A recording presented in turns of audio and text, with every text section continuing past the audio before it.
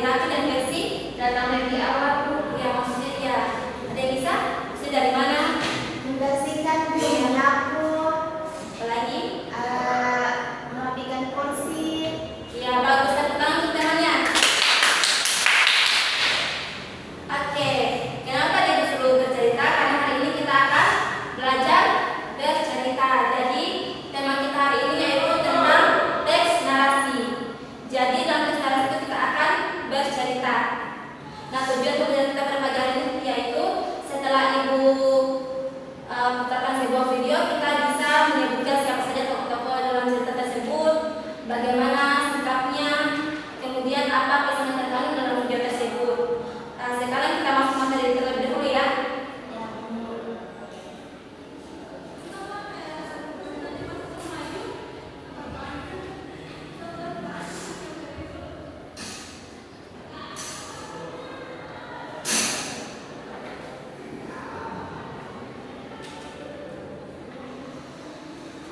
Nah, jadi materi kita hari ini yaitu tentang teks narasi.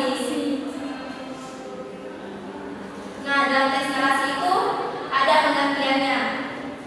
Dalam teks narasi memiliki pengertian yaitu merupakan suatu jenis teks yang mengisahkan suatu peristiwa berdasarkan urutan waktu atau kronologis yang bisa bersifat fiksi maupun khayalan atau maupun non-fiksi yang bersifat kenyataan atau asli. Nah, contohnya seperti novel, dongeng, cerpen, dan masih banyak lagi.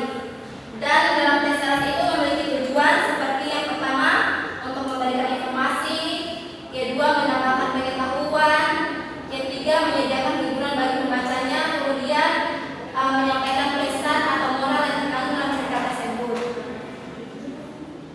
Nah, dalam teks narasi juga memiliki ciri-ciri teks narasi. Yang pertama itu sesuai dengan definisinya, teks tersebut harus bercerita tentang suatu kejadian dengan beberapa peristiwa kronologis atau order of events. Kemudian kedua itu ciri-cirinya teks harus dibumbui masalah atau konflik yang menjadi puncak narasi tersebut serta struktur teks narasi lainnya. Kemudian terakhir, sebuah narasi itu harus memiliki unsur-unsur teks seperti tema, tokohnya siapa, alurnya bagaimana, dan latarnya di mana. Kemudian ada juga struktur teks narasi.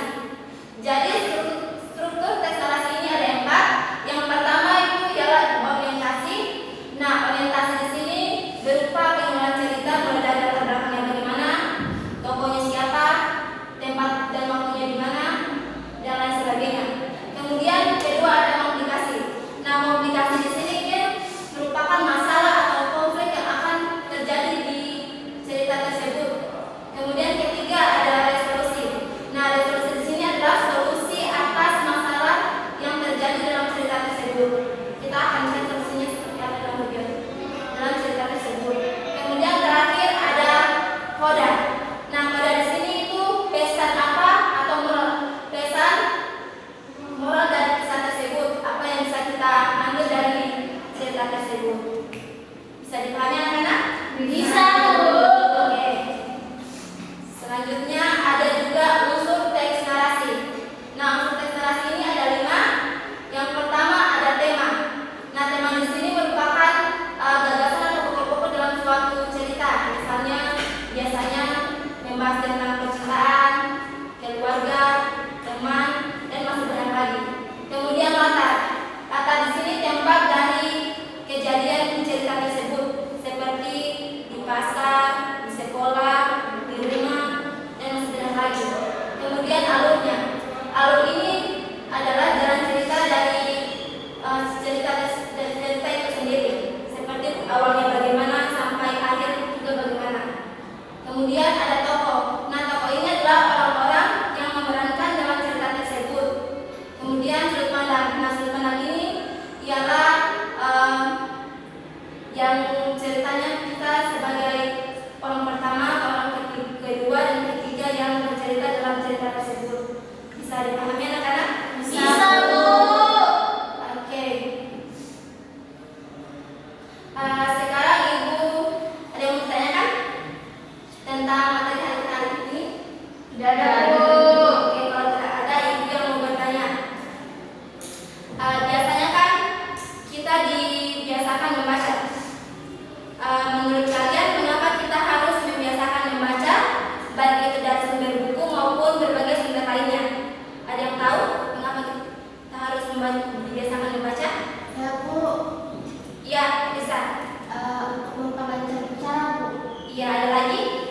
Ya, dia. Supaya banyak ilmunya. Iya, betul. Jadi jawaban yang teman-teman tadi jawab betul-betul semua. Jadi, mengapa kita akan membaca buku? Itu yang pertama, Mendapatkan banyak pengetahuan. ya, kita bisa lebih dapat informasi lebih banyak dari yang tidak membaca, yang tidak suka membaca. Kemudian menambahkan kosakata kita, daya ingat kita, dan masih banyak lagi. Kemudian dalam sebuah cerita ada pesan. Nah, bagaimana cara kita menemukan pesan tersebut dalam cerita? Ada yang tahu anak-anak? Tahu. Biasanya kan dalam cerita itu pesannya bisa di akhir cerita, kemudian bisa dari dialog, bisa dari tokoh tersebut melalui dialognya atau sikapnya. Kan misalnya sikapnya baik, ya berarti mungkin misalnya kita bisa ambil itu antagonis, ya. Oke, sekarang ada yang tahu sebuah cerita tentang anak durhaka yang dikutuk ibunya jadi batu? Tahu, Bu. Maling kuda. Betul. Sekarang kita akan bercerita tentang maling kuda. Ibu akan putarkan sebuah video. Silakan kalian lihat videonya baik-baik. Nanti sebentar kita akan diskusi sama-sama siapa saja tokoh-tokohnya, bagaimana sikapnya, apa pesan yang terkandung dalam cerita tersebut. Terus kita nonton. Oke, sekarang kita nonton videonya sama-sama ya, anak. Ya, Bu. Ya, Bu.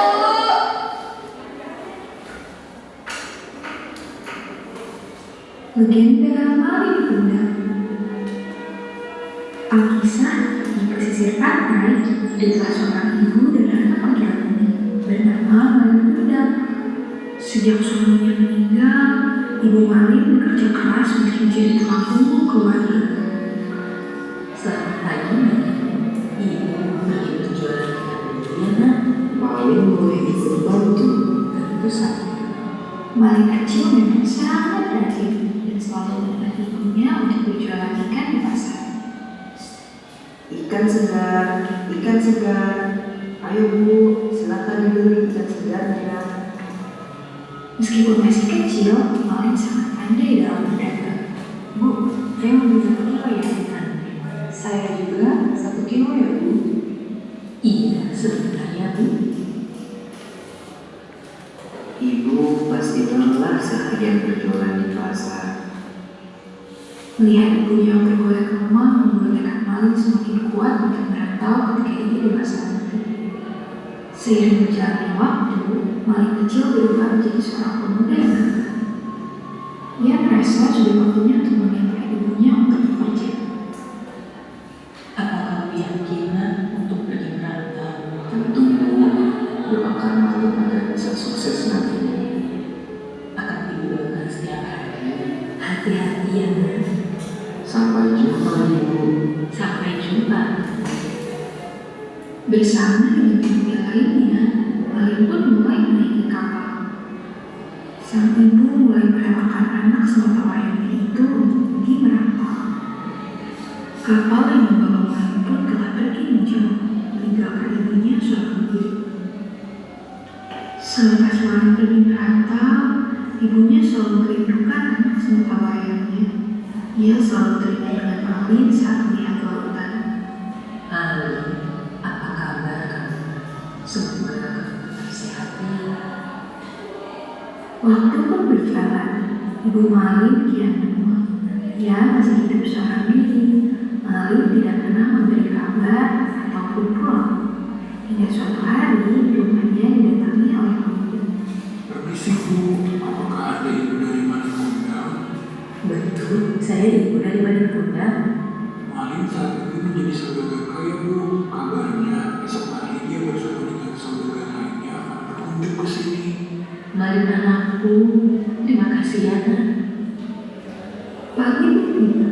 Ibu Maling segera berlari ke pelabuhan untuk menyambut anaknya. Maling anakku, aku sangat merindukanmu, Nak. Teriakan sang ibu mampu membuat teman-teman Maling kaget. Mereka pun bertanya heran. Hah? Bukannya orang Maling kaya ya? Apakah dia lebih baik Ibu Maling? Kau siapa? Aku tidak pernah punya hidup yang dari miskin seperti ini. Tidak disangka, Malin pun tidak mengakui ibunya. Saat ingin mendekat, Malin segera mendorong ibunya hingga terjatuh. Malin, kenapa kau berubah, Nak? Ia segera pergi meninggalkan ibunya yang tengah menangis. Ibunya sangat kecewa dengan Malin. Ia segera mengangkat tangannya untuk berdoa. Jika tidak dengan anakku, tolong berikan keadilan. Sesaat setelah berdoa, langit yang tadinya cerah menjadi gelap, tanda akan terjadinya hujan badai. Kapal yang membawa Malin terombang-ambing oleh hujan badai, hingga membuat Malin terpental jauh ke sebuah pulau. Ibu, maafkan aku. Malin terus menangis dan bersujud meminta maaf kepada ibunya. Namun, permintaan maaf Malin sudah terlambat. Tak lama seluruh tubuhnya menjadi kaku dan tidak bisa digerakkan sama sekali. Ibu, tolong aku. Seluruh tubuh Malin berubah menjadi batu. Itu adalah hukuman yang harus diterimanya karena durhaka kepada orang tua.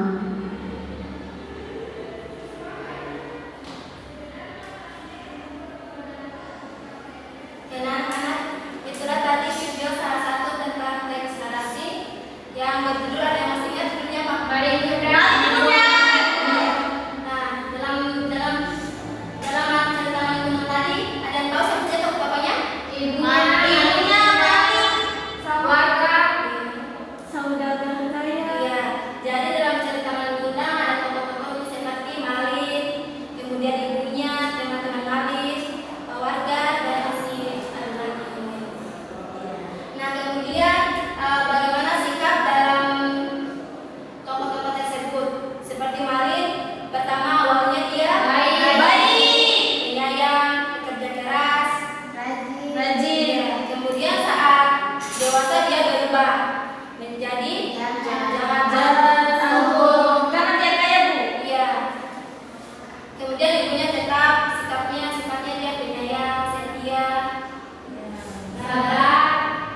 Kemudian pesan yang diambil dari cerita tersebut ada yang bisa Tidak boleh bertanggung sama orang tua. betul. Hormatilah kedua orang tuamu karena di balik kesuksesanmu ada doa dari Ibu. betul. Tapi tadi hanya ibu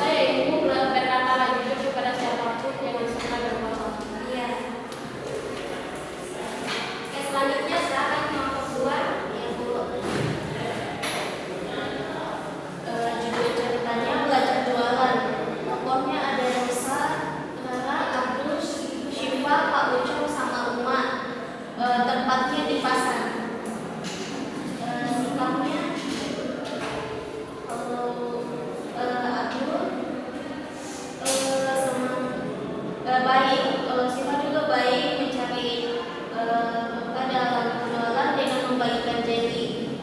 Kalau lusa menyabar dan penasihat yang baik. Kalau Allah sebelumnya bersaing dengan teman yang berjualan tapi sadar akan kesalahannya. Pesan yang bisa diambil dari ceritanya itu memiliki sikap semangat dan selalu baik dengan orang lain. Sekarang kelompok 3.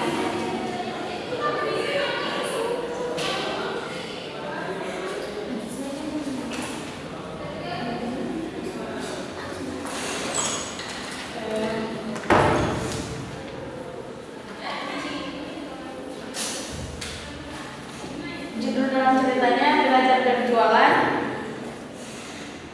Siapa saja tokoh yang berperan dalam cerita tersebut itu Nusa, Rara, Abdul, Siva, Uma, Pak Ucok. Di dalam tempat dalam cerita tersebut di pasar. Sifat sikap dalam tokoh cerita Nusa itu Siva baik pemaaf, Abdul baik pemaaf, Nusa baik penolong penyabar, Ara sadar akan kesalahan, suka bersaing. Pesan dalam cerita itu sesama pedagang tidak boleh bersikap curang. Sebagai pedagang harus kreatif dalam menjual dagangannya. Kalau rezeki sudah diatur sama Tuhan.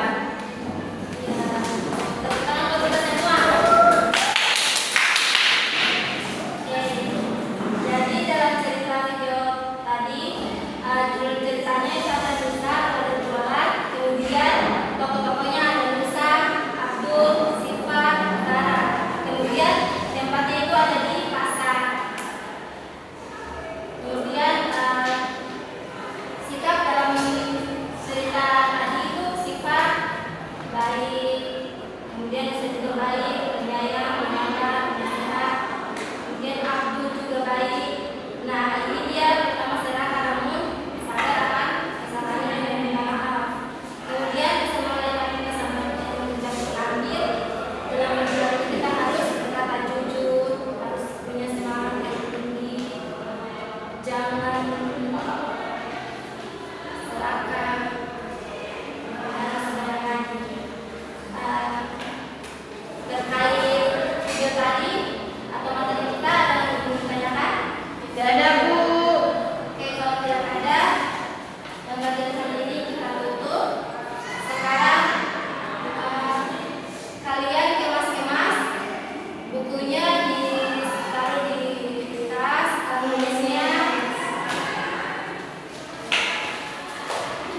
Kemudian sebelum pulang kita berdoa. Setelah itu jangan lupa belajar